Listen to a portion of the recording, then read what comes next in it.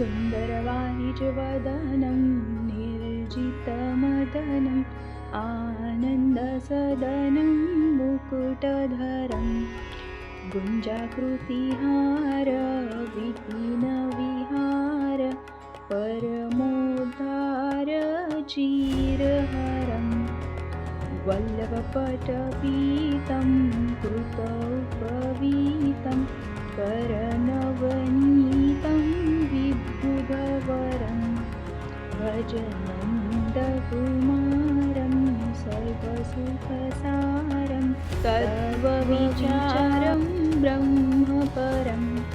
आपण आता याचा अर्थ बघूया।